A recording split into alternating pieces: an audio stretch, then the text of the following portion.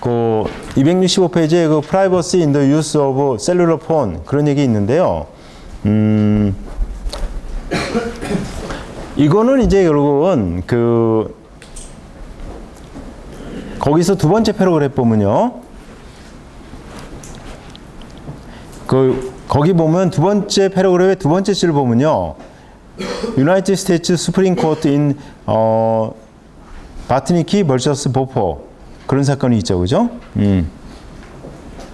이 바트니키 vs 보포 사건인데 바트니키 vs 보포 사건은요. 이 사건은 이제 어떻게 보면 바트니키가 그 펜실베니아주에 있는 어떤 그 시에 그 교육, 그러니까 요즘에 뭐 이제 교육자치 그것 때문에 너무 많이 된다. 교육자치 때문에 근데 이제 선생님들이 파업을 한 거예요. 한마디로 선생님들이 이제 결국은 이제 여러 가지 조건을 걸면서 파업을 했는데 교육 환경 개선, 봉급 뭐 인상 뭐 이런 등등이죠. 근데 이제 거기 노조위원장이거든요. 노조위원장인데 이제 선생님들이 파업하면 학부모들은 미국도 우리랑 마찬가지지. 뭐 미국 사람들이 뭐 우리나라 사람들에 비해서 교육열이 결코 뒤지지 않거든요. 예, 다만 이 경쟁하는 어떤 방식이 달라졌는데 하도 한국 사람들이 하버드니 MIT니 많이 들어가고 그러니까 도대체 한국 애들이 머리가 좋아서 그런 거냐? 이렇게 보니까 근데 실제로 들어가서는 잘하는 사람도 있지만 또 그렇게 잘하지도 않거든.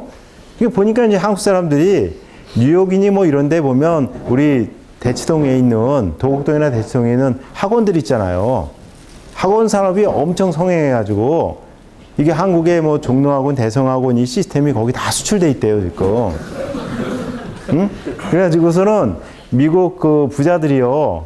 이게 하버드나 이런 데 보내려면 한국 학원, 뉴욕이나 이런 데는 한국 학원에 가서 과외를 받아야 된다 해가지고 주말이면 비행기 타고 와가지고서는 교육받고 주말반 있잖아요. 교육받고 하고 그래가지고서는 백인들 중에 그래가지고 한국 사람들이 그쪽 뭐 한류 중에 하나가 이 학원 산업이라고 그러더라고요. 한류 중에 하나가. 여기도 보니까 이제 선생님들이 파업하니까 난리가 난 거지. 그래가지고 이제 뭐 그러는데 해결책이 마땅치 않죠. 그런데 이제 어느 날 여기 있는 보포 있잖아요. 이 사람이 이제 그 시에 라디오쇼 그 호스트예요. 이 사람한테 이게 녹음 테이프가 하나 왔어요. 녹음 테이프가 와가지고서는 그걸 틀어봤거든요. 그 왔길래 이게 뭐야? 그러고 틀어봤더니 남의 전화 내용을 갖다가 이게 도청한 거예요. 전화 내용을 도청한 건데 그런데 이제 가만히 들어보니까 이 바트니키가 노조위원장이라고 그랬잖아요. 이 사람이 다른 사람하고 휴대폰으로 대화하는 걸 갖다가 도청한 거예요. 이때 2001년인가 옛날이니까 이게 아날로그 폰이잖아요. CDMA도 아니야. 아날로그 폰이니까 도청하는 게 훨씬 쉽죠. 그죠? 이거 도청한 건데 근데 내용을 가만히 들어보니까 사실은 뭐 우리 그냥 일반적인 전화 내용 같은 걸 녹음하는 것이 굉장히 이제 프라이버시 침해에 우선하는 게 사람들이 그냥 특히 자기하고 친하거나 격이 없는 사이끼리 얘기할 때는 사실은 뭐 격지 않고 말을 막 하잖아요. 그죠? 그러니까 이 사람은 노조위원장이니까 이게 겉으로는 지금까지 보면 교육 환경 개선 뭐 이걸 갖다가 전면에 내걸었는데 사실 목적은 임금 인상이거든. 근데 이게 제대로 안 돼가지고 지금 교착 상태에 빠져 있는데 그러니까 이 사람이 말을 막 해가지고 이제 그 사람한테 야 이거 뭐 우리가 뭐 교육 환경 개선 뭐 이런 거 내었지만 임금 인상인데 이 사람들이 뭐 그걸 안 들어준다고 해서 원색적인 말로 비난하고 야 우리 그냥 계속 수정해야 돼 뭐 그렇게 막 그런 얘기를 한 거예요. 근데 이제 그러한 행동에 대해서 분개한 어떤 사람이 그걸 갖다가 녹음을 해가지고 도청을 한 거죠. 도청해가지고 이걸 갖다 보내준 거예요. 그러니까 여기는 보포가 들어보고 아 이건 참을 수 없다. 이건 이래서는 안 된다. 그래서 이걸 이 사람이 라디오 쇼에서 있잖아요. 현재 선생님들이 지금 교육 환경 개선을 갖다 전면에 내세우고 파업을 하고 있는데 사실은 이렇습니다 하고 이걸 그냥 틀어준 거예요. 라디오 쇼에서. 그러니까 이게 뭐 소동이 날 수밖에 없죠. 그죠? 그 이 사람들은 파업을 할 명분이 없잖아. 그래서 할 수 없이 그냥 파업 철회하고 잘못했다고 그러고 그랬죠. 그랬는데 이제 그러고 나니까 이제 분하지, 당연히. 분하니까 이 사람이 어떻게 했냐면, 근데 누가 도청을 했는지 모르겠거든, 지금. 누가 도청했는지 모르니까 결국은 이제 그 익명인 사람에 대해서, 그 누군지 모르지만, 그 사람에 대해서 자기 전화를 갖다가 도청한 사람에 대해서 도청금지법에서 수사를 해달라고 고소를 하고, 익명고소가 미국 가능하니까. 그 다음에 이걸 갖다가 뻔히 도청된 걸 알면서도 틀어준 보포 있죠. 이 사람도 같이 고소했어요. 이 사람에 대해서, 도청된 거 알면서도 이걸 틀어줬다 이거지. 그래서 프라이버시법으로 위반으로 해가지고. 그래서 이제 이게 올라간 거예요. 그래서 대법원까지 올라갔어요. 근데 이제 여기서도 우리 늘상 하지만 이 프라이버시권이라는 게 절대적인 권리가 아니라고 그랬잖아요. 그러니까 우리가 이제 항상 이 퍼블릭 인트레스트하고 처음에 제가 얘기했지만 퍼블릭 인트레스트하고 사실은 이 프라이빗 인트레스트하고 사실은 이게 이제 컨플릭트 하는 경우가 참 많이 있죠. 그죠? 사람은 사회적 동물이니까 이 퍼블릭한 플레이스에서 놀다 보니까 항상 충돌이 많이 일어나죠. 그랬을 때는 우리가 이제 퍼블릭과 프라이빗가 충돌하면 퍼블릭을 우선한다. 그렇지만 우리가 이제 이 프라이빗 인트레스트를 갖다가 어떤 공익을 위해서 침해할 때는 그것은 반드시 법에 의해서 해야 되고 적절한 보상은 이루어져야 된다. 이게 기본 원칙이죠. 그죠? 예. 그러니까 법에 의해서 침입을 어떤 한다 할지라도 침해를 한다 할지라도 하고 반드시 적절한 보상을 이루어져야 된다. 그래서 이런 게 이제 대표적인 게 우리 요즘에는 뭐 재개발이 좀 그하지만 재개발 같은 거 할 때 한 80% 정도가 찬성하면 한 20%가 반대해도 재개발이 이루어지잖아요. 그죠? 그러면 20% 주민은 나는 재개발 싫다. 그리고 반대했는데 자기의 사유재산권이 침해당하는 거잖아. 그런 경우에도 법에 의해서 80% 했으면 찬성하면 이제 재개발이 확정이 되고 다만 이제 그 사람에 대해서는 적절한 재산권이 침해당했으니까 보상을 해주는 그런 절차를 하잖아요. 그죠? 그런 식으로 이런 경우에 보면 애들이 교육받을 수 있는 권리, 교육권이 있잖아요. 이건 기본권이지, 그지? 기본권이지. 그 다음에 이제 프라이버시권, 이것도 기본권이야. 근데 이제 교육을 받을 수 있는 권리라는 건 큰 점에서 보면 퍼블릭 인트레스트죠. 그죠? 그리고 이제 이쪽에서는 이 프라이버시라고 하는 프라이빗 인트레스트예요. 그리고 지금 애들의 교육이 안 이루어져 가지고 지금 이 지역 사회에서는 굉장히 지금 큰 문제가 되고 있거든요. 그러니까 단순한 퍼블릭 인트레스트가 아니라 이런 경우에는 더군다나 컴펠링 인트레스트란 말이야. 그죠? 컴펠링. 이 컴펠링 인트레스트예요. 예? 굉장히 당면 과제란 말이에요. 그렇기 때문에 지금 제가 얘기한 그 원리에 의해서 이 경우에는 프라이버시와 관련돼서 사실은 이것이 도청됐다는 거를 알았음에도 불구하고 이걸 틀어준 것에 대해서 프라이버시 침해 요소가 있지만 이것에 대해서는 기소할 수 없다. 그래서 면책 판결을 내리고요. 더군다나 이 사람이 도청을 한 당사자가 아니잖아요. 당사자 아니거든요. 그렇기 때문에 이 경우에는 이제 보포가 면책을 받았던 그런 사건이에요. 그리고 이제 그래가지고 이제 프라이버시와 관련해서는 뭐 여러 가지 얘기들이 많이 나와요. 그래서 거의 268페이지에 보면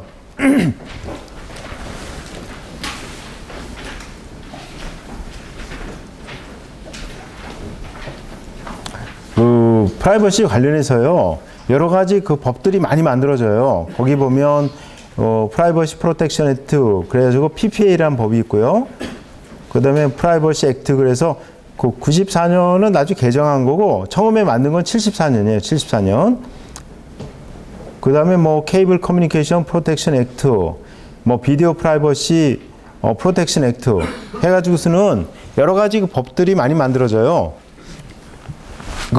쭉 법들이 여기 있어요. 예, 법들이 있는데 이 법들이 이제 미국에는 우리나라는 이제 개인정보보호법이라고 하는 일반법이 있는데 미국에는 이제 개인정보보호법 같은 일반법은 없는데요. 이거에 대해서 이렇게 이제 개별법들이 많이 있어요. 개별법들이. 그래서 이제 우리나라 같으면은 사실은 지금 보면 가장 강력한 법 중에 하나가 정보통신망법이죠. 그죠? 정보통신망법인데 이 정보통신망법에 여기 해당되는 것이 여기 보면 1986년에 만들어진 그 가운데 있는 컴퓨터 프로드 앤드 어뷰즈 액트 있잖아요. CFA.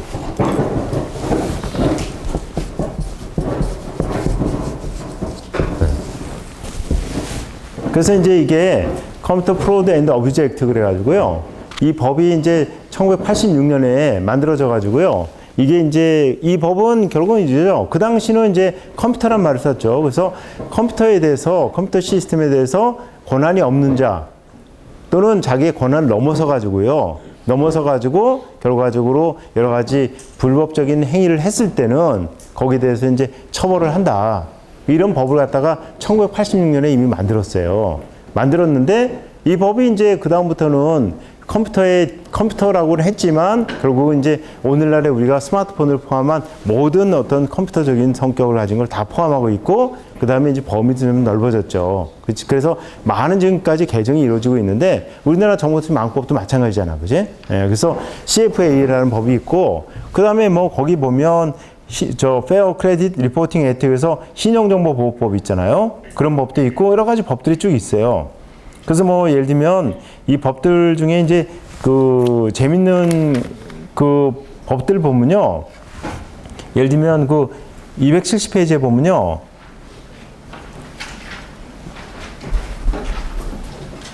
그 비디오 프라이버시 프로텍션 액트라고 하는 법이 있어요. 응? 이런 법 같은 경우에는 이게 이제 어느 정도의 특별법들이 만들어지냐면 이게 그 미국에서는 그 대법관들이 굉장히 강력한 권한이 있다고 했잖아요. 그죠? 그러니까 이제 그 레이건 대통령 시절에 이제 레이건 대통령 시절이죠. 예, 87년에 이게 이제 대법관 한 명이 이제 유고가 되니까 이제 미국에서는 대법관에 대한 지명권은 대통령이 있거든요. 우리나라는 뭐 그 사실은 뭐 그 대법관에 대해서는 이게 상권 분리 원칙에 의해서 대법원장, 국회, 그다음 뭐 대통령 이렇게 해서 하는데 여기서 이제 미국은 대통령이 지명을 하고 청문회에 거쳐 가지고 결국은 대통령이 임명하거든요. 근데 이제 레이건 대통령은 괜히 보수주의자잖아요. 그러니까 이 양반이 이제 임명한 사람이 이제 언론이나 이런 데서는 극우 보수주의자로 이제 평가받는 사람이에요. 그러니까는 결과적으로 이제 그 진보 진영에서는 저 사람이 만약에 대법관이 되면 완전히 균형이 무너져 가지고 그렇지 않아도 레이건 대통령이 연임을 했기 때문에 그 대법원이 그 굉장히 보수주의자로 지금 채워져 있어가지고 이렇게 보면 보수와 진보의 균형이 지금 깨지고 있는데 저 사람까지 되면 이거 큰 문제다. 해가지고 이제 저 사람을 갖다 어떻게든 청문회 통과를 안 시켜야 되겠는데 뭐 그러니까 막 사사치 신상털기에 들어갔죠. 신상털기에 들어갔는데 어느 날 신문사에 제보가 하나 딱 날라왔어요.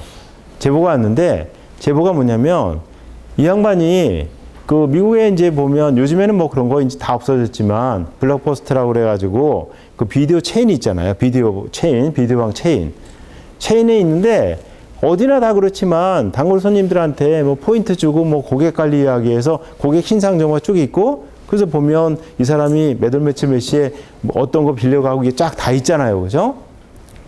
그랬는데 이 사람도 결국은 굉장히 극우 보수주의자인데 이 사람이 결국은 빌려갔던 그 비디오 리스트 있잖아요. 리스트가 신문사에 제보가 온 거예요.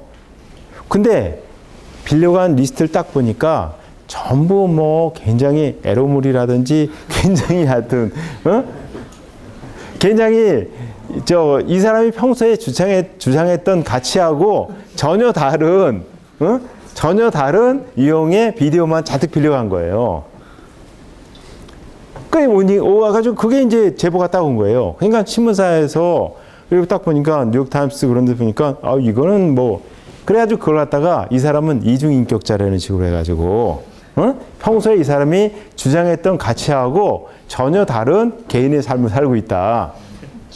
그러니까 뭐 이 사람은 그것 때문에 엄청 공격을 받았죠. 이 사람이 보크 판사인데, 몇 년 전에 죽었어요. 하여튼 그래가지고 이 보크 판사가 말이에요. 그래가지고서는 그 별 수 없이 막 공격을 하도 많이 받으니까 자기가 청문회장 나가보지도 못하고 사퇴했어요. 작년에 뭐 우리 문창국 후보자나 뭐 이런 사람들 했던 거랑 비슷해. 사실 억울한 면도 많지, 그지? 아니 비디오 빌려가지고 다른 사람하고 자기 안방에서 자기 혼자 보는데 그걸 갖고 그렇게까지 하는 건 억울한 면도 있죠. 작년에 그 총리 지명받았다가 그만뒀던 문창국인가?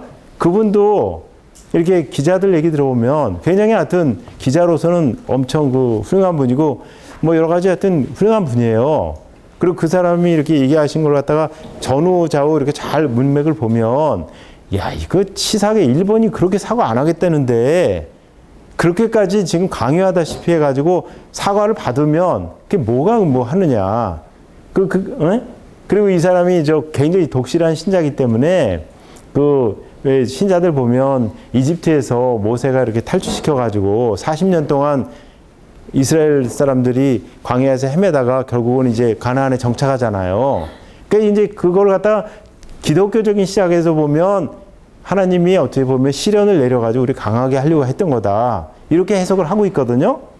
근데 이 문창국 이분 볼 때는 우리가 지금 이렇게 시련 겪고 하는 것이 어떻게 보면 하나님이 우리를 더 강하게 하려고 우리한테 시련을 주는 거다. 이런 식으로 얘기했는데 앞뒤 다 자르고 얘기하니까 뭐 그 사람이 못 견디고 사퇴했잖아요. 이 보크 판사도 마찬가지예요. 그래가지고서는 이 사람은 괜히 대법관 지명받는 바람에 사실은 하고 있던 판사직도 이 사람이 항소법원 있잖아요. 고등법원 판사하고 있었는데 그것도 그만두고 뭐 다 그만두고 그 다음부터는 사실 학교로 가서 조용히 하여튼 있었어요. 학교로 가서 아니 법학자로서는 뛰어난 사람이니까 당연히 법대에서 모셔갔지, 그지? 그래가지고서는 근데 이제 끝나고 나니까 사람들이 다들 겁난 거예요. 아니 내가 본 비디오 목록까지 다 이렇게 이거 관리가 안 되면 나도 언제 당할지도 모르는 거잖아 이게. 그러니까 이런 비디오 가게는 비디오 이게 렌트한 목록 있잖아요. 이 관리 잘하라고 특별법을 만든 거예요 이게. 네? 특별법을 만든 거예요. 그러니까 이런 법이 이제 딱 만들어지고 나니까 사실은 요즘 우리 같으면 IPTV잖아요. 그죠? IPTV니까 IPTV에서 이렇게 사실 내가 뭘 보냐. 사실 뭐 IPTV에는 그런 뭐 에로물 같은 게 별로 없는 것 같은데 근데 하여튼 그런 거. 그리고 미국에서 이렇게 우리 출장 가면 밤에 잠이 잘 안 오잖아요. 시차용 때문에. 그러면 이제 뭐 TV 이렇게 하면 진짜 한국에서 보기 힘든 그런 에로물들 많잖아요. 그거 보면 그리고 그 나중에 그 호텔 요금에 다 차지되는데 거기 살짝 가리고 그죠? 너 비디오 봤기 때문에 얼마 뭐 이런 식으로 안 나오고 그냥 토탈 해가지고 나온다고 그런 식으로 이제 또 자막도 다 나온단 말이야. 그러니까 출장비처리 다 할 수 있거든. 네? 그게 그러면 마찬가지죠. 만약에 호텔에서 이 사람에서 딱 하면 영수증에 이게 원래 방값은 얼마고 음식물 값은 얼마고 뭐 이렇게 딱 일일이 다 구분해가지고 나오면 그러면 회사에도 나중에 출장비 처리할 때 곤란해지는 일이 벌어지잖아요. 그죠? 근데 요즘 음식점도 그렇고 호텔도 그렇고 그냥 토탈해서 딱 하죠. 그러니까 이제 이런 그 법들을 갖다가 사실은 이제 환경이 바뀌니까 이런 법들이 그대로 보면 호텔에도 적용되고 케이블 회사도 적용되고 뭐 다 이렇게 적용되게 되겠죠. 그죠? 그래서 이제 이러한 개별법들이 참 많이 만들어졌어요. 예, 잘 만들어지고요. 거기 바로 밑에 있는 텔리폰 그 컨슈머 프로텍션 액트 91년 이런 것도 마찬가지야. 이렇게 보면 왜 그 폰팅 해가지고 전화로 해가지고 여러 가지 그 뭐 얘기도 듣고 뭐 그러는 거 있잖아요, 그죠? 그런 것들도 요금이 다 따로 요금 할 때 그 내역이 만약에 새 나가면 아까 저 비디오 프라이버시 프로텍션 액트 그거하고 같은 일이 벌어지잖아. 그래가지고 그런 개별법들이 많이 만들어졌어요. 예, 그리고 밑에는 그 우리 신용정보보호법, 그 페어 크레딧 리포팅 액트 이런 것들 다 마찬가지죠, 그죠? 그리고 271페이지에는 컨슈머 프로드 앤드 어뷰즈 액트 이 법도 이제 마찬가지로 이렇게 돼 있고 그래서 이런 법들이 쭉 많이 만들어졌고요. 272페이지에 보면요. 그 272페이지에 보면 거기 GLBA 그래서 그램 리치 브라일리 액트 그래서 99년 법이 만들어져요. 이 법은 이제 우리 같은 경우에도 이제 그 요즘에 그런데 지금 인터넷 은행 만들고 그런다고 하니까 제일 큰 문제가 뭐였냐면은 우리 금산분리법, 은산분리법 이런 것에 대해서 어느 산업자본의 금융에 대한 지배 이걸 갖다가 뭐 4% 이런 식으로 딱 제한을 해놨잖아요, 그죠? 그러다 보니까 결국은 우리 인터넷 은행 만들려고 할 때 여기에 대해서 마찬가지 하려고 하면 은행이 못 만든다 이거죠. 그래가지고 지금 인터넷 은행에 대해서는 사실은 금산분리법 이것에 대해서 확실히 예외 규정을 둬가지고 이제 하는 것이 뭐 확정이 돼가지고 사실 인터넷 은행 만들게 되고 그러는데 사실은 이제 미국에서는 이 많은 법들이요. 사실 미국이 지금 보면 그 80년대 이제 거의 무너지고 그랬는데 90년대 지나면서 뭐 일본이 다 지배하게 될 거야. 그랬었는데 지금 보면 미국이 더 강해졌거든요. 특히 지금 이러한 인터넷 경제 시대에는 압도적으로 우위를 범하고 있거든요. 근데 그것에 밑바탕을 싼 거는 많은 사람들이 얘기하기에 클린턴하고 엘고어가 사실은 90년대에 대통령을 했잖아요. 그죠? 그러니까 클린턴하고 엘고어가 사실은 클린턴이 92년에 당선해가지고 93년부터 2000년까지 8년 동안 했는데 그 8년 동안에 사실은 통치행위 못지않게 굉장히 핵심적인 법들을 많이 만들어냈어요.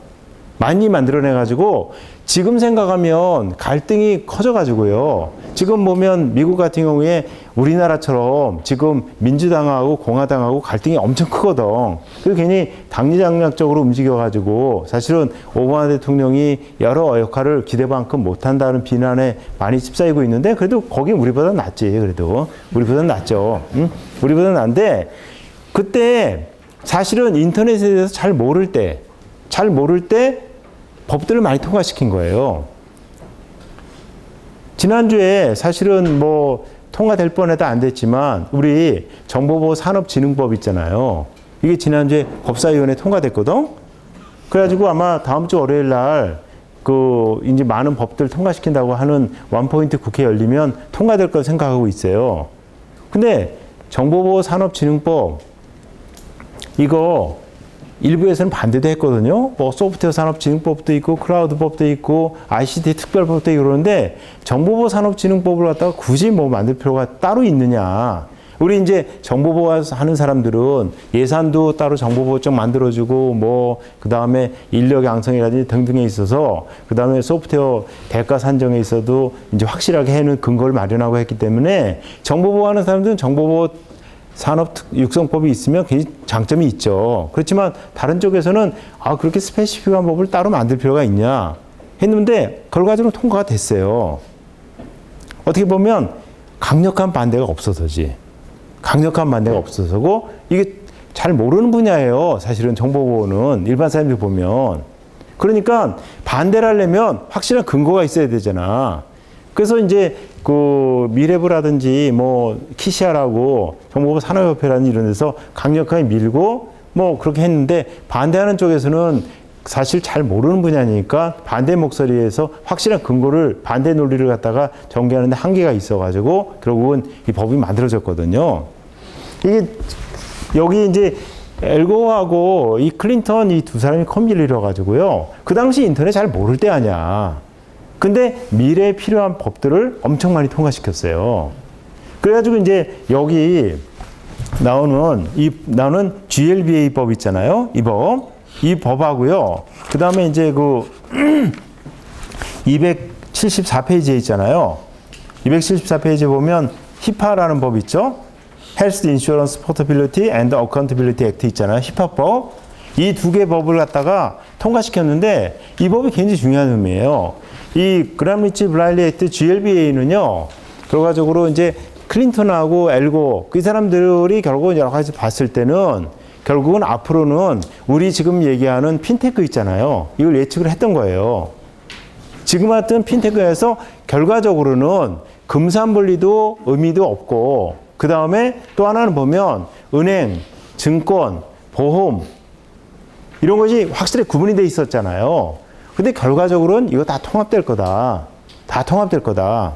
그러면 통합하려고 하면 결과적으로 여러 가지 이제 여러 가지 이제 하고 있는 것이 고객의 정보를 갖다가 통합 관리해야 되잖아요. 고객의 정보를 통합 관리해야 되고 그러다 보면 사실은 은행, 증권, 보험 이게 사실은 성격들이 다 다르기 때문에 고객 정보를 사용하는 유형도 다르고 고객 정보의 유형도 다르거든요.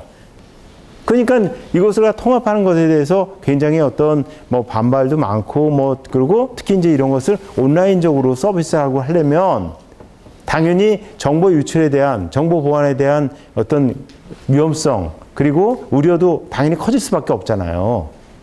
그러니까 이제 정보 보호에 대한 우려 때문에 굉장히 반대하는 여론이 높으니까 이 클린턴 행정부에서 이 GLB라는 법을 만들면서 은행, 증권, 보험 이것에 이제 금융에 대해서 전체를 통합하는 법을 만들면서 거기에 대해서 지금 보안에 대해서 우려가 높은 건 안다. 특히 프라이버시적인 관점에서 개인정보 보호증 측면에서 그래서 그것에 대해서 강력하게 법을 만들면서 거기에 대한 보호 조항을 집어넣은 그런 법이에요.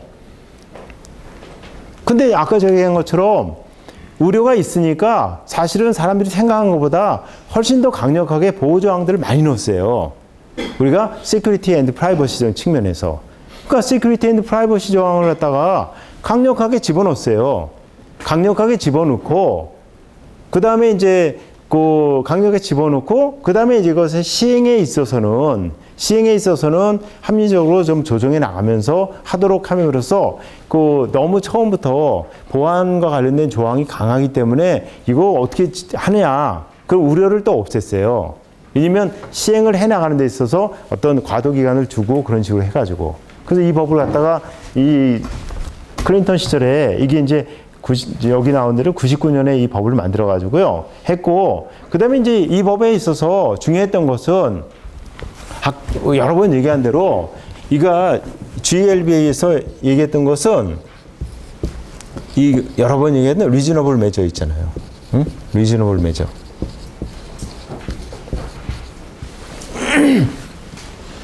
그러니까 금융기관들이 시큐리티 앤드 프라이버시 측면에서 사고가 날 수는 있다. 그러면 사고가 났을 때 거기에 대해서 소비자 보호 측면에서 확실한 보상이 이루어져야 된다.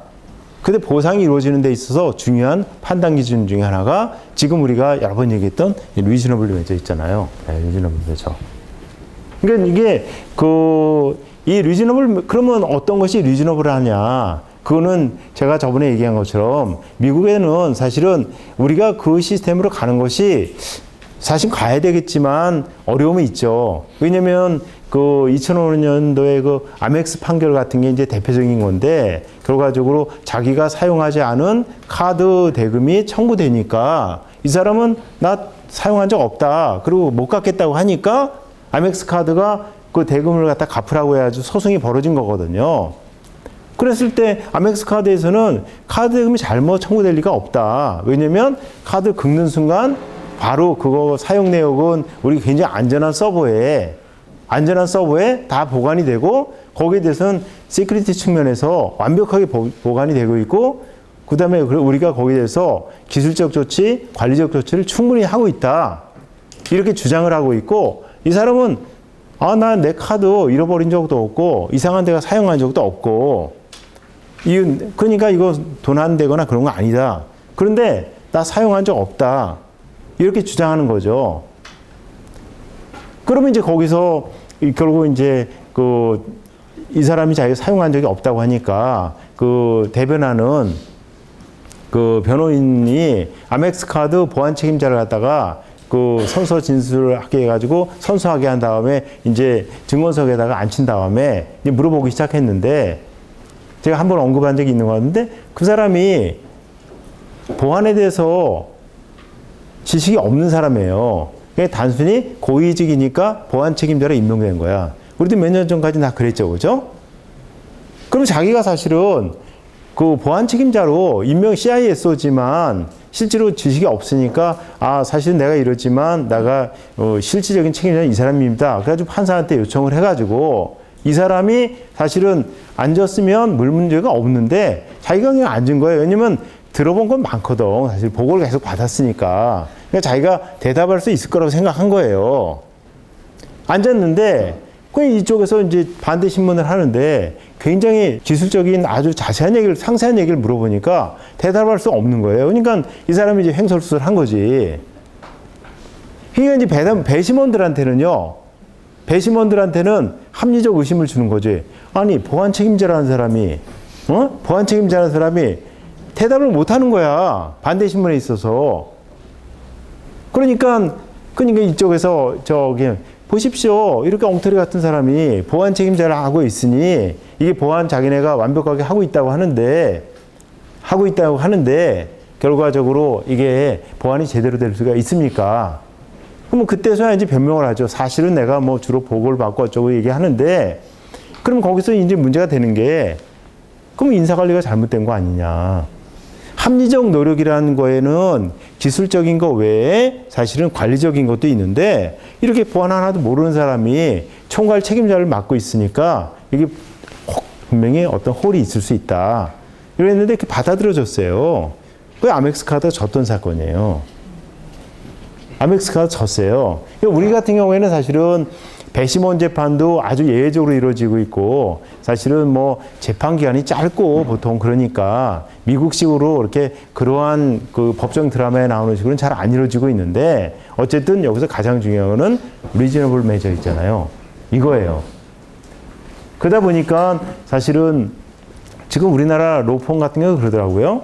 제가 있는데 우리나라 법률 시장을 보면 연간 굉장히 넓게 잡아도 우리나라 법률 시장은 3조 정도밖에 안 된대요. 3조. 3조도 잘 안 된대. 근데 영국은 뭐 우리보다 더 훨씬 선진국이긴 하지만 법률 시장이 아무리 작게 잡아도 30조는 된대요. 작게 잡아도 30조는 된대요. 그러니까 지식산업이죠. 그죠? 로펌이. 그러니까 우리 지금 이런 시큐리티 앤 프라이버시와 관련된 이 부분의 어떤 그 법률 시장 있잖아요. 이것도 엄청 큰 거예요. 엄청 크고 있거든요.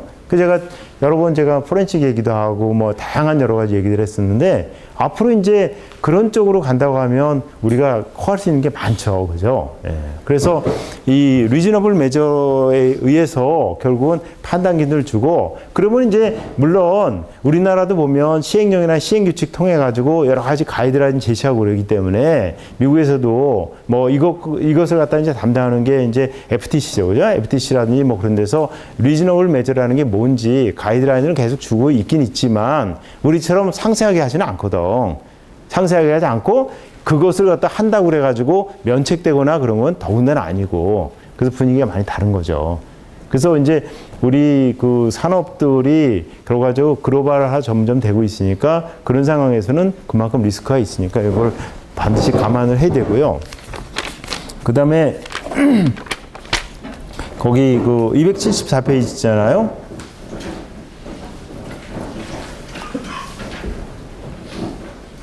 힙합법. 힙합.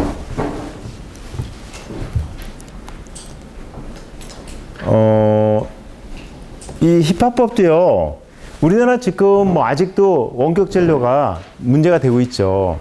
그래서 뭐 우리나라 같은 경우에는 사실은 벌써 10년 전에 원격 진료와 관련된 기술이나 이런 거 다 개발해 놓고도 10년 지났는데 뭐 10년 전에 그 당시 그 정통부의 진대재 장관 계실 때 뭐 IT 839 그래가지고 다 마련하고 그래가지고 그때 대표적인 사례가 원격 진료였거든. 와이브로 원격 진료 뭐 이런 거 있었어요. 그중에서 진 장관한테 아니 그거 다 그 특히 원격 진료 같은 거는 프라이버시하고 관련해서 문제가 있기 때문에 그 부분을 같이 보완하지 않으면 안 된다. 왜냐면 제가 그때 이 힙합법 공부 많이 했었거든요. 많이 했기 때문에 그래서 이 보완하지 않으면 안 된다 그랬는데 이제 사실은 뭐 우리 그 사회 전체가 그렇지만 이제 일단 저기 빨리 구축하고 서비스하고 봐야지 보안 따지고 그러면 그거에 발목 잡혀서 우리 시장에 타임 투 마켓 놓친다. 이런 우려가 있어가지고 사실은 그 부분을 갖다가 입법도 제대로 안 되고 뭐 등등 여러 가지 해서 입법을 못했어요. 그래가지고서는 사실은 우리 원격 진료와 관련해서 법을 갖다가 제대로 만들지 못했고 근데 지금 10년 전에 비해서 지금 훨씬 더 사회 갈등이 커지고 있잖아요. 지금 우리가. 그럼 이런 상황에서는 우리가 원격 진료법을 갖다가 지금 사실은 만드는 게 굉장히 원격 진료와 관련해서 보안 이 부분이 지금 갈등을 막기가 어려워요. 그래가지고서는 지금 원격 진료 뭐 다 해놓고 나서도 실제로는 뭐 아주 제한적 범위로밖에 못하고 있고 그 내부에 지금 보면 아까 바트니키 사건과 마찬가지로 원격 진료법이 시행되면 실제로 중소형 쬐끄만 의원들은 다 망한다. 이런 위기가 있잖아요. 그죠? 지금도 뭐 고속도로 생기고 KTX 생기니까 저 지방에서도 전부 서울에 있는 저명한 병원으로 뭐 세브란스라든지 서울대병원이라든지 삼성병원 이런 데 그냥 다 몰려오다 보니까 지방에 있는 조그만 병원들이 다 지금 어려워지고 있거든요. 그러니까 이제 그렇게 되면 좋아. 그러면 원격진료법에 의해서 거기서 CT 촬영하고 한 거 있잖아요. CT 촬영하고 MRI 찍고 한 거 그 다음에 그것을 갖다가 원격진료의 기본고는 거기 걸 갖다가 그대로 여기서 다시 인정해 줘야 되잖아요. 근데 이제 거기에 두 가지 문제점이 있어요. 하나는 대형 병원들도 우리 고대병원 같은 경우에 제가 물어보니까 고대병원 전체 수입의 거의 20%가 각종 검사료 있죠. 검사료래요. 그러니까 만약에 지방에서 1차 검사한 걸 갖다가 그대로 인정해 주잖아요. 그러면 병원 수입이 당장 20%가 줄어드는 거야. 근데 지금 고대병원뿐만 아니라 대한민국 모든 병원이 지금 다 적자거든요.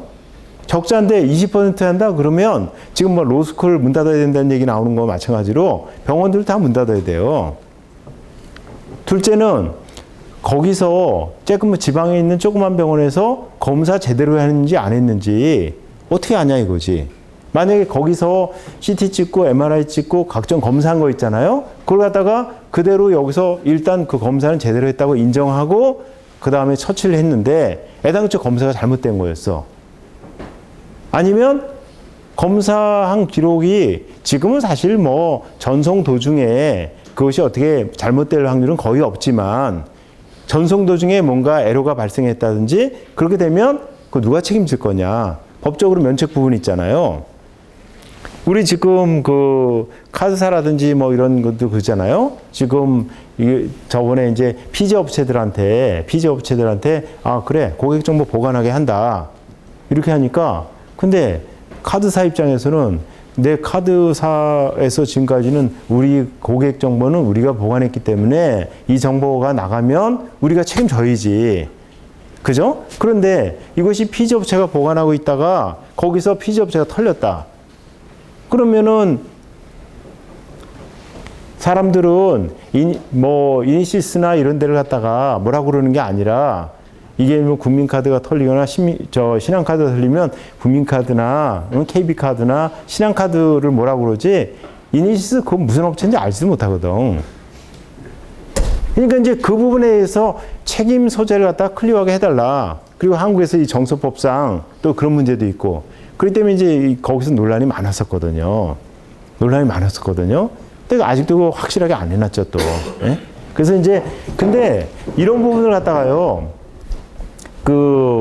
여기 96년에 이때 클린턴 행정부에서도 마찬가지로 향후에는 원격 진료, 이게 확실하게 대세다. 원격 진료의 대세다. 그러니까 원격 진료가 대세가 될 수밖에 없는 인터넷 경제화에서는 결국은 모든 기록들이 인터넷 통해서 다 오고 할 테니까.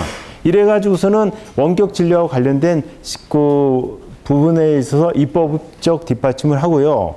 거기서 이제 뭐가 되냐면 시큐리티 앤드 프라이버시가 문제가 되니까 근데 이 법은 굉장히 문제가 그 양당이 첨예하게 대립돼 가지고 잘 안 됐어요. 왜냐면 특히 사람의 생명과 관련된 부분이니까 생명과 관련된 부분이니까 그러니까 이제 타협안을 내놨는데 그 타협안이 참 절묘해요. 일단 법을 만들자. 정부안을 내가지고요. 정부안을 내놓고 의회하고 타협을 해서 법을 만들어요. 그래 놓고 나서 의회한테 일단 이 법을 갖다가 우리가 하자. 그런데 입법을 일단 하자. 그리고 2002년까지 의회가 이 법을 갖다가 더 나은 안으로 고치지 못하면 이 법이 확정되는 거다. 이렇게 해버렸어요. 그러니까 그 당시 보면 2002년, 2003년 그때는 한참 있어서잖아. 그러니까 그때까지는 되겠지. 그러고 통과시켜 줬어요. 통과시켜 줬는데 그 다음에 합의가 잘 안 되잖아. 갈등 구조에. 그래서 그냥 정부안이 확정돼 버렸어요. 그래가지고서는 힙합법이 역시 세계 최초로 만들었어요. 그래서 아까 GLBA나 힙합법 이런 법도 만들고요. 그 다음에 이제 또 하나 그 유명한 법이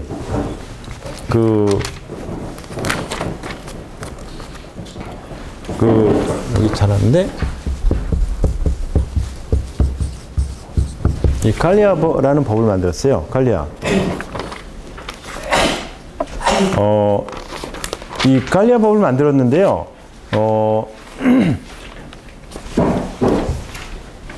이 칼리아 법은요, 어떤 법이냐면요.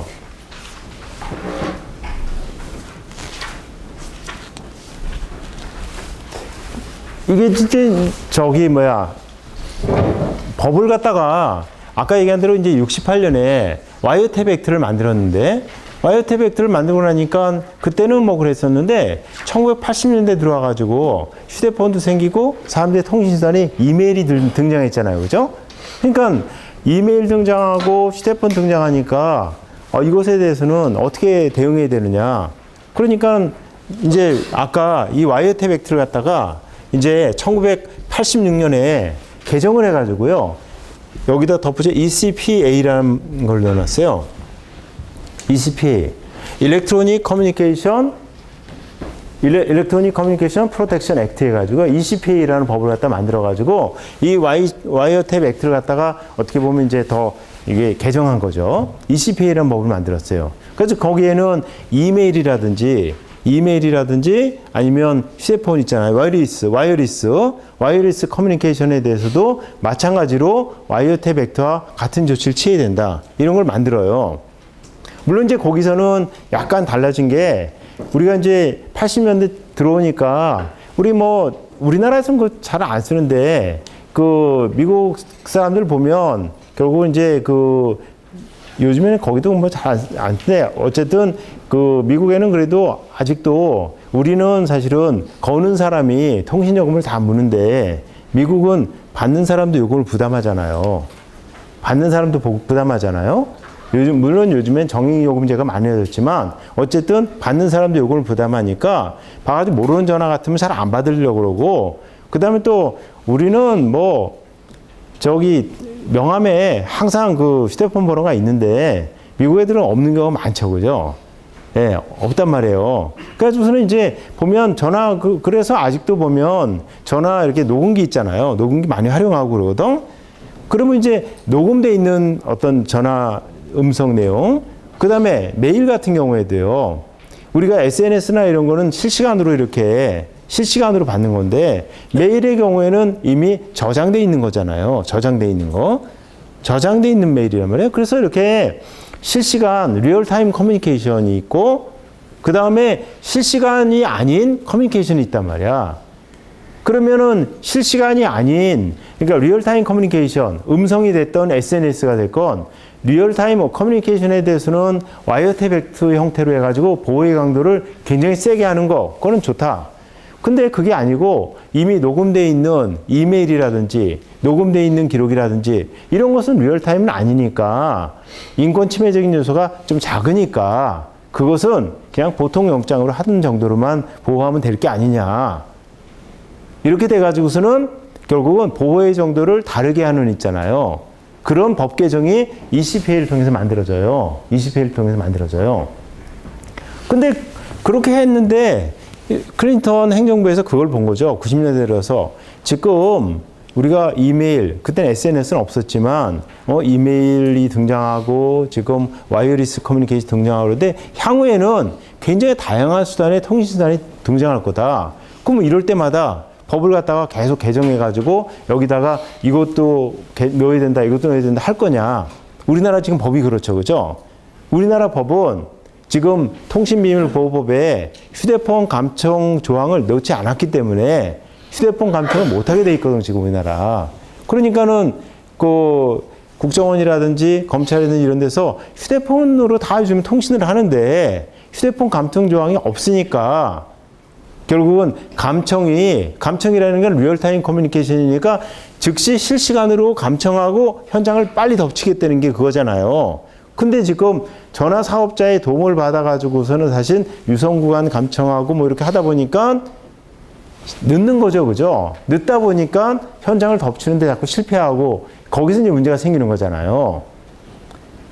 그러니까 이제 이 클린턴 정부에서는 향후에 다양한 통신수단이 들어왔을 테니까 이 법을 개정해야겠다. 그래서 이 갈리아 법을 만들어요. 갈리아 법.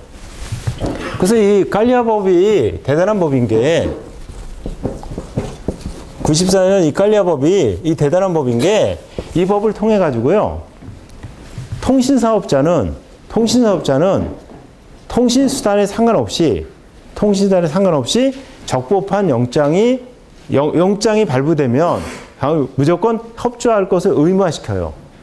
통신수단에 상관없이. 그러니까 이 와이어탭 액트를 갖다가 통신수단에 상관없이 전체로 다 이렇게 확대해 버리고요. 그 다음에 이제 그것에 대해서 의무화시킨 법이에요. 그러다 보니까 예를 들면은 작년에 카톡의 사이버 망명 사태 같은 거 있잖아요. 이 법이 미국에 있을 수가 없는 거지. 그래서 이제 이 사건과 관련해서 한번 굉장히 유명한 사건이 하나 있었던 것이 이게 이제 이런 법들은 이제 FCC, 우리나라로 치면 통신위원회죠. 그죠? 예, 미래부 어떤 방송통신위원회인데 FCC에서 이제 저 법을 관장하고 있는데 이제 2005년도에 어떤 일이 있었냐면요. 우리 이제 스카이프 있잖아요. 스카이프. 요즘엔 스카이프도 이제 좀 많이 한물 갔는데 처음에는 우리나라에서도 그렇고 전 세계에서도 국제전화는 항상 비싸잖아요. 그죠? 국제전화는 엄청 비싼데 국제전화를 갖다가 사실 공짜로 쓸 수 있는 거잖아. 그래가지고 저기 스카이프가 이제 굉장히 아주 붐을 일으켰었는데요. 스카이프가 결국은 원래는 미국에도 그렇고 처음엔 길이 달랐으니까 통신하고 ISP하고 확실히 구분이 됐었잖아요. 근데 스카이프는 원래 ISP였단 말이야. ISP인데 얘네들이 인터넷 전화잖아요. 그죠? 인터넷 전화 서비스를 개발해가지고 이제 제공한 거란 말이야. 그러니까 ISP 입장에서 저희가 어떻게 보면 부가 사업이에요. 부가 서비스예요. 저걸 했는데 그러면서 스카이프는 아시는 것처럼 우리가 2048비트로 해가지고 강력하게 암호 걸어놨단 말이야.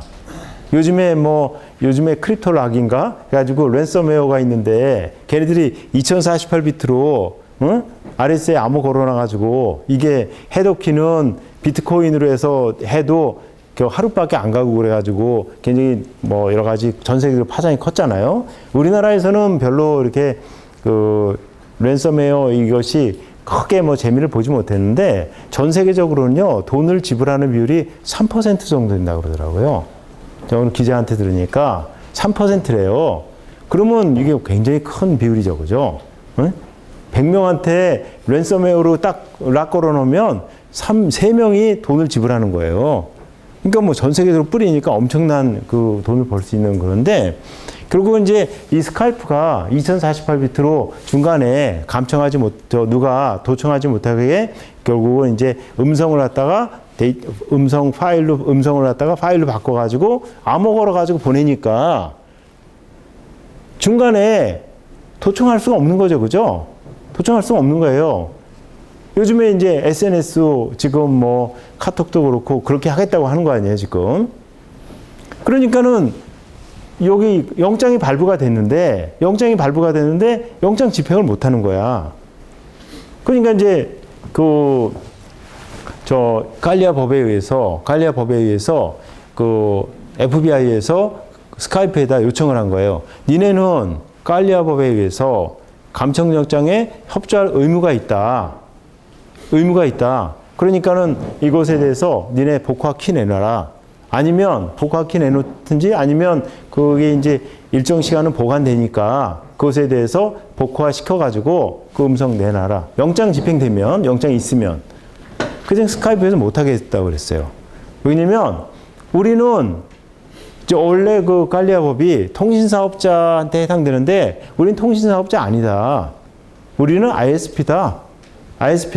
그러니까 우리는 갈리아 컴플라이언스 할 수 없다. 이렇게 주장을 한 거예요. 그래서 이제 FBI가 FCC에 요청하고 그러니까 FCC에서 스카이프에다가 명령을 내렸는데 얘네가 이제 못하겠다고 한 거예요. 못하겠다고 하니까 결국 이런 행정명령에 대해서는 불복하니까 이제 이런 경우에는 이제 워싱턴에 있는 항소법원 있잖아요. 예, DC 서키트 코트에서 바로 이제 고등법원에서 일을 하죠. 근데 거기서 이제 2006년에 판결 난 거 보면 환경이 바뀌어서 이제는 커뮤니케이션 서비스 프로바이더하고 ISP하고 사실 구분이 무의미해졌다. 그러니까 너희는 이중 신분을 갖는다. 너희들은 ISP로 등록되고 했지만 너희들은 부가 서비스로서 이제는 커뮤니케이션 서비스를 프로바이드하고 있다. 그러니까 그 부분에 있어서는 너희는 갈리아 컴플라이언스를 해야 된다. 그래가지고 이쪽 FCC 편을 들어줬거든요. 그래서 이제 그런 걸 보면서 야, 클린턴 시절에 만든 이 갈리아 법이 얼마나 위력이 있는지 대단한 거죠. 우리 지금 저런 거 만들 수 있어요? 저도 사실 컬럼을 여러 번 써가지고 저런 법 만들어야 된다고 했는데 우리 절대 못 만들어, 저거. 뭐 사이버 아까 제가 세월호 얘기했는데 뭐 그런 사건이 일어나면 뭐 여기 되겠죠, 그죠? 근데 미국은 하여튼 저런 법을 그냥 다 만들어 버렸어요. 응? 그때 9.11 난 다음에 사실은 애국법 만들었잖아요, 그죠? 패트리어트 액트 만든 식으로 저런 거. 근데 이제 그거는 아주 특별 케이스인데 사실 이런 거는 큰 갈등도 없이 미리 94년에 이런 당 만들어 놓고 그래서 참 사실 어떤 예지력이 있는 사람이 사실은 지혜가 있는 사람이 이런 체계를 갖다가 먼저 이렇게 다 만들어 놓고 하는 것이 얼마나 사회 발전을 앞당기느냐. 저번에 이광효 수상 돌아가셨을 때 1965년 그 무렵에 싱가포르이 독립했을 때 가난한 어촌 마을이었는데 지금 그러한 선진국을 만들어 놓은 거에 이제 그 사람의 어떤 그 지도력 때문에 그렇다고 많이 얘기를 했었는데 사실은 이게 지금 미국이 인터넷 경제 시대에 최강국이 될 수 있었던 거는 엘고어하고 이 클린턴 이 두 사람의 그 콤비에서 했다. 이런 걸 지금 많은 사람들이 감탄하고 있죠. 어떻게 보면 또 그 본인도 굉장히 훌륭하긴 하지만 그 덕분 때문에 지금 힐러리가 대통령이 될지도 모르는 상황이죠. 그죠? 예, 그래서 지금 이런 게 있고요. 예. 그 다음에 그 292페이지 한번 보세요.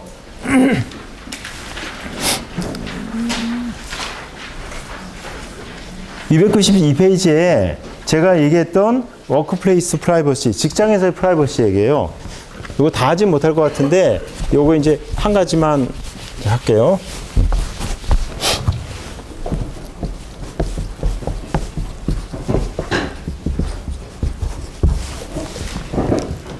그러니까 직장에서의 프라이버시예요. 이것과 관련해서 괜히 금명하게 된 게 아까 제가 회사에는 이제 회사 정책이 있단 말이에요. 그래서 되게 이제 회사 정책에 입사할 때도 그렇고, 그 다음에 중간에 이제 임금과 관련된 계약을 한다든지 그럴 때 계약서 같은 데 보면 나는 이제 이 회사에서는 자기한테 임금을 주고 나는 회사의 어떤 정책이라든지 이런 걸 성실히 따르겠다고 계약서에 다 사인하잖아요. 그죠? 사인한단 말이에요. 거기 보면 사실 회사에서 상당한 사유가 있다고 인정이 되면 이 사람의 결국은 회사의 소유물이기는 하지만 어떤 커뮤니케이션과 관련된 부분이라든지 이런 걸 갖다가 서베일런스 할 수 있는 조항이 다 있어요. 물론 그걸 갖다 오남용하면 노조에서도 가만히 안 있고 사실 이러한 그 프라이버시에 의한 법에 의해서 정보침 망법에 의해서 회사가 다 처벌을 받지. 근데 상당한 사유가 있다고 인정되면, 그지? 예를 들면은 사실은 뭐 아까 얘기했지만 회사에서는 업무에 방해가 되니까 근무 시간에 뭐 주식 거래라든지 뭐 이런 거 하면 안 되잖아. 안 되니까 하지 말라고 다 돼 있거든요. 근데 이제 만약에 여러 가지를 봐가지고 그 근무 기간이 좀 나태하다 그런 제보가 들어오고 하면 사실 회사에서는 직원들이 회사 PC 이용해가지고 어디 접속하고 하는지 기록이 다 있잖아요. 있으니까 딱 보면 뭐 그 특히 아주 심한 사람들 보면 한 예를 들면 한 10명 같은 경우 심한 사람 10명 리스트 뽑았더니 이 사람은 뭐 보면 직무 시간에 한 거의 뭐 반 정도는 어디 특정한 뭐 주식 증권회사 사이트에 접속해 있다든지 그런 사람에 대해서는 너무 심하다. 아니면 요즘에 또 하나 문제가 되는 것이 이제 회사의 사내 스파이 문제잖아요. 그죠? 그러니까 이제 어떤 제보도 들어오고 뭐 등등 하고 그러면 이 사람이 자꾸 경쟁회사 사람들하고 만난다든지 아니면 경제적으로 굉장히 곤란하다든지 뭐 이러한 특정한 상당한 사유가 있다고 인정됐잖아요. 그러면 그런 경우에는 회사의 보안팀에서 그 사람의 PC라든지 그런 데에다가 어떤 감시 프로그램 깔아놓을 수 있잖아요. 그래가지고 그 사람이 경쟁회사에다가 회사의 어떤 주요 기밀을 갖다가 넘긴다든지 이런 것에 대한 증거를 확보할 수 있잖아요. 그죠? 그것에 대해서 조치를 취한단 말이야.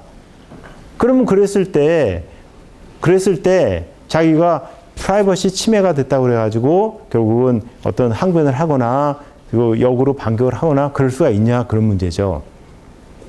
그러면 이제 회사에서는 애당초 아까 제가 그랬죠. Reasonable Expectation of Privacy.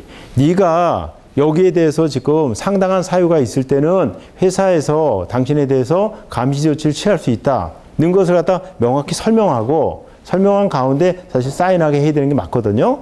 그러면 직원들은 내가 언제든지 감시당할 수 있구나. 내가 위법한 행위를 하면 이렇게 되면 expectation of privacy를 하는 것이 줄어들겠죠. 그죠?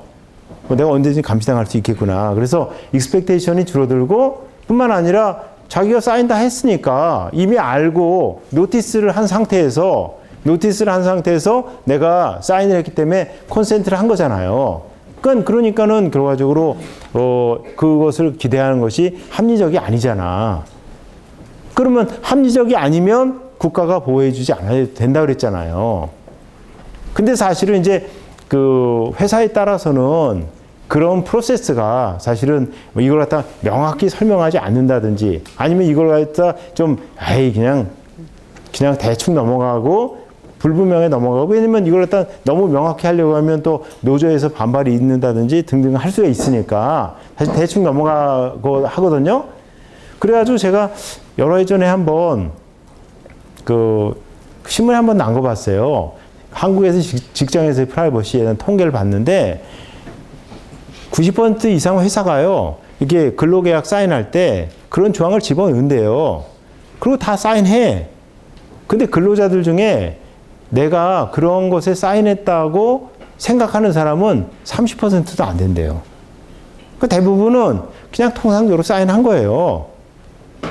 그러니까 이제 거기서 간극이 생기는 거죠.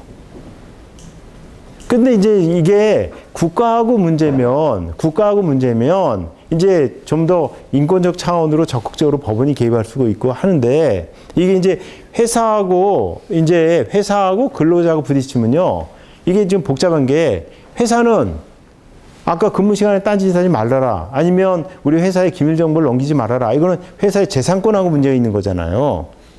근데 이건 프라이버시권이고 그럼 프라이버시권도 중요하고 재산권도 중요하니까 이게 둘 다 프라이버티 인터레스트거든요. 그럼 여기 이제 어떻게 이거 손을 들어줄 거냐. 이 부분에 있어서 이 아까 말씀드린 대로 회사가 적법 절차를 통해서 확실하게 노티스를 하고 거기에 대해서 사인을 하게 되면 지난번에 우리가 컨트랙트 배웠죠. 그죠? 계약 우선의 원칙에 의해서 근로자와 회사 사이에 계약이 성립한 거잖아요. 그러면 자유의지에 의해서 자기가 판단을 해가지고 선택을 한 거기 때문에 계약이 성립했고 그러니까 계약법에 의해서 회사 손을 들어주겠다는 것이 결국은 미국식 판례죠. 그죠? 근데 우리는 이제 그 계약이 불안정 계약이라고 보는 거지. 그지? 불안정 계약이라고. 왜냐면 충분히 노티스도 안 했고. 그 다음에 이것이 재산권도 중요하지만 프라이버시권이라고 하는 건 기본 인권이기 때문에 이것에 대해서 좀 더 우선시키는 그런 판례들이 우리나라에 많이 나오죠. 우리 같은 경우에는 글로벌 스탠다드하고 좀 안 맞는 그런 것들이 많이 있어요. 그래서 이걸 갖다가 어쨌든 적절히 믹스시켜야 돼요. 우리 같은 경우에는 우리나라 법도 지켜야 되고 글로벌 스탠다드도 지켜야 되니까. 그죠? 그러니까 한국에 와 있는 사실은 외국 기업들 있잖아요. 외국 기업들에 대해서는 걔네들이 뭐 구글 코리아도 그렇고 뭐 많은 IBM도 그렇고 많은 기업들이 우리나라 법에 사실은 제대로 우리나라 법이 집행이 안 되잖아요. 그러니까 외국 기업들은 우리나라 법이 제대로 집행이 안 되거든? 그러니까 걔네들은 글로벌 스탠다드로 그냥 한다고 해버리고 우리나라는 우리나라 법을 한단 말이야. 그러다 보니까 역차별 문제가 생기는 거죠. 그죠? 그 역차별 문제가 이제 항상 지금 발생해가지고 그런데 하여튼 그 부분에 대한 지혜가 필요해요. 그래서 이제 저도 법대 교수들이나 법학자들하고 얘기했는데 이 부분은 어떤 식으로는 해결을 해야지 한국에서 역차별 문제 때문에 뭐 그런다고 하면 도리어 한국에다가 많은 투자를 하고 본부를 일로 옮긴다든지 뭐 이런 식으로 해가지고 한국에 많이 투자하면 투자할수록 어떻게 돼요? 한국법에 적용을 받잖아요. 그러면 더 법적으로 불이익을 받는 거야. 이게 보호해주기는커녕. 그러니까 한국에 투자를 안 하지. 그잖아요. 한국에 투자를 하면 할수록 그 한국에다가 진짜 법인도 만들고 뭐 해가지고 많이 하면 할수록 한국에서 보호를 해주기는커녕 사실은 글로벌 스탠다드에 어긋난 여러 가지 뭐 불이익을 당한다. 그러게 되면 한국에 안 할 거 아니에요. 그래서 그런 부분들을 갖다가 어떤 식으로는 제거를 해줘야 되지 않으면 안 되거든요. 그래서 하참 우리 애가 지금 현재 딜레마에 빠져 있는 거예요. 그래서 이제 여기서는 그 판례 이름만 얘기할게 중요한 두 개의 판례가 있는데요. 그 292페이지에 맨 아래 보면 마지막 패러그래프에 보면 끝에 오크너 벌처스 오르테카 판결이 있죠. 그죠? 네, 오크너 벌처스 오르테카. 그래서 1987년에 이게 이제 퍼블릭 워크플레이스 있잖아요. 퍼블릭 워크플레이스. 퍼블릭 워크플레이스에서의 어떤 프라이버시 문제를 다룬 것이 오크너 벌처스 오르테카 판결이고요. 그 다음에 이제 그 또 하나 그 중요한 판결이 거기 294페이지에 보면 마이클 스미스 벌처스 필스버리 컴퍼니. 그래서 96년에 나온 판결이 있죠. 그죠? 이게 이제 근로자하고 회사하고 부딪힌 케이스거든요. 그래서 이러한 스미스 벌처스 필스버리 판결. 이 두 개가 아주 랜드마크 케이스들이에요. 그래서 이 스미스 벌처스 필스버리 판결은 이러한 그 프라이빗 워크플레이스에서의 프라이버시에 대해서 다루는 거고, 그 다음에 이제 퍼블릭 워크플레이스에서의 그 어떤 오크너 벌처스 오르테카 판결이죠. 이 결론적으로는 아까 얘기한 것처럼 프라이빗 워크플레이스에서는 일정의 계약법 비슷한 것이 적용돼 가지고 하니까 결국은 이제 근로자가 충분히 고지받고 자기가 선택해서 한 거잖아요. 올바른 판단에 의해서 한 거라면 선택에 의해서 한 거면 근로자가 사실은 프라이버시권을 보장받는 것은 사실 기대할 수 없다. 그런 것이 미국식 판례고. 근데 이제 이러한 그 퍼블릭 쪽에 있어서는요. 퍼블릭 쪽에 있어서는 이제 퍼블릭 인터레스트. 왜냐면 퍼블릭 워크플레이스는 국민의 세금으로 유지되는 거잖아요. 그러니까 국민의 세금으로 유지되니까 이 국민의 세금으로 유지되는 어떤 공공기관들 있잖아요. 공공기관들이 제대로 작동하지 않는다고 하면 국민들이 퍼블릭 서비스를 제대로 받을 수 없어서 불편이 초래되고 세금이 낭비되잖아. 그러면 그거로 인한 사회적 손실은 개인의 어떤 프라이버시권이라고 하는 프라이빗 인트레스트보다 더 크다. 그렇기 때문에 퍼블릭 워크플레이스 있잖아요. 퍼블릭 워크플레이스에서는 프라이버시를 갖다가 보호하는 것이 사실은 괜히 어떤 한정될 수밖에 없다는 것이 이제 오크너 벌처스 오르테카 판결이고요.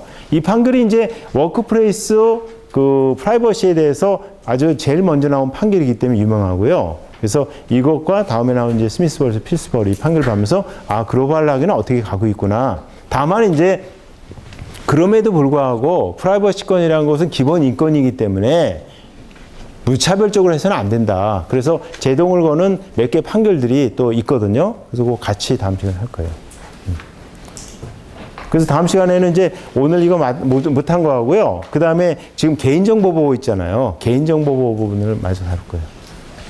질문 있으면 하세요.